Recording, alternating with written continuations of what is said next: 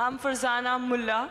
My question is, with regard to the evolution of Homo sapiens, you have Charles Darwin in Science giving an explanation that it's because of the process of natural selection that the human beings have evolved. Now seems to be in contradiction with the Islamic belief that we are the children of Adam alayhi salam. Now how can this be reconciled? This is a very important question. No lecture of mine on this topic of Quran modern science is complete without this question. I've given this talk in various places, in Canada, in USA, in UK, in Saudi. Never is this topic complete, never is the question answer complete without this important question of theory of evolution. Charles Darwin. Sister posed the question, how can you reconcile the Quran with Darwin's theory of evolution? Sister, I have not come across any book which says fact of evolution. All the books say theory of evolution. There is no book I have come across saying fact of evolution. If you read the book by Charles Darwin, The Origin of Species, it says that Charles Darwin went on an island by the name of Calotropis on a ship named as HMS Beagle. And there he found birds pecking at niches. Depending upon the ecological niches they pecked, the beaks kept on becoming long and short. This observation was made in the same species, not in different species. Charles Darwin wrote a letter to his friend Thomas Thompson in 1861 saying, I do not believe in natural selection, the word that you used. I don't believe in theory of evolution because I've got any proof. I only believe in it because it helps me in classification of embryology, in morphology, in rudimentary organs. Charles Darwin himself said that there were missing links. He didn't agree with it. He himself said that there were missing links. Therefore, if I have to insult someone, that if you were present at Darwin's time, this theory would have been proved right, trying to insinuate that he looks like an ape. It's a joke we make. The reason that this theory, in most parts of the world, it is taught as good as fact. You know why? Even I was in school, I learned about Darwin's theory. And even today they are taught. You know what the reason is, sister? The reason is because that if you analyze the church was against science previously. And you know the incidents that they sentenced Galileo to death. They sentenced Galileo to death. Why? Because he said certain statements in astronomy, etc., which went against the Bible, so they sentenced him to death, for which the Pope apologized now. So, when Charles Darwin came up with a theory which goes against the Bible, they didn't want any sufficient proof. An enemy of my enemy is my friend. So all the scientists, most of them, they support the theory because it went against the Bible, not because it was true. They only supported it because it went against the Bible. All the stages were mentioned, sister. All the stages. Lucy. There were 4 hominids. Science tells us today there's 4 hominids.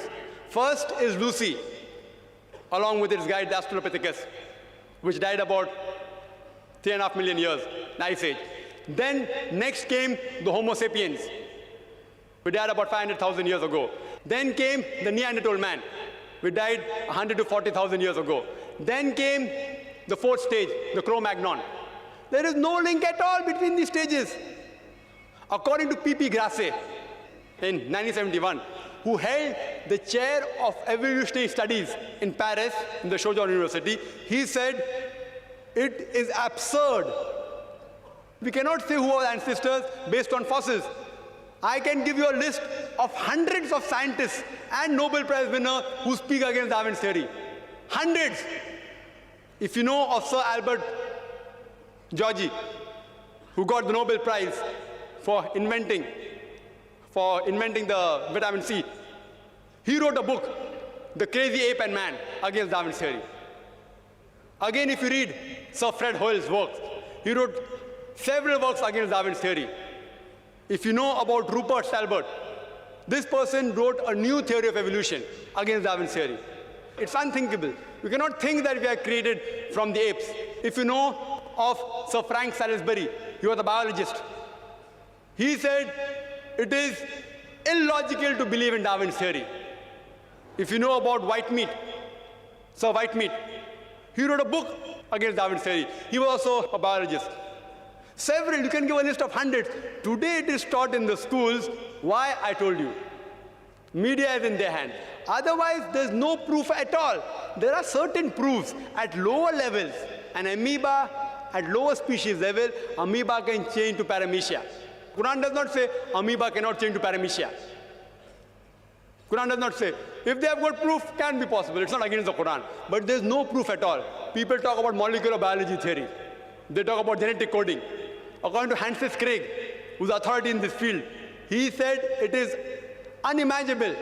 Again, if you do that ratio, the probability of one DNA forming from ape to human being is again 0. If I start calculating, I think you'll get bored again. You know the calculation I told you for one protein molecule? It is somewhat similar from one DNA. It is not possible at all. You know, there's a theory recently that homosexuality is genetic. And when I read in the Times of India, I thought, surely, the moment I attend the next lecture on Sunday in IRF, I'll be asked this question. If homosexuality is genetic, how can Allah blame us? Quran speaks against homosexuality. And I said that, see, this is a theory. Wait till it gets established. It's a theory. Don't comment on that. Within the matter of span of this few months, it was proved to be illogical. And the person who propounded this theory that homosexuality is genetic himself was an homosexual. Therefore, I said, I'm going to give my talk on scientific facts, not on theories and assumptions. Darwin's theory has not been proven. We have not been created from ape. There are hundreds of scientists who speak against that, and Quran speaks against that also. Quran says the first man was Adam, peace be upon him. Inshallah, they'll discover it 100 years afterwards, or maybe 1,000 years afterwards. Today, there is research showing that human beings have been created from one pair. Again, it's just a theory. It supports the Quranic verse that human beings have been created from one pair, male and female. It's just a theory. Therefore, I don't quote that in my talk. Inshallah, it will be established 50 years afterwards or 100 years afterwards. Then we'll know that Quran conciliates with this part. So far, it's not conflicting. It's not conflicting with established science at all. Hope that answers the question.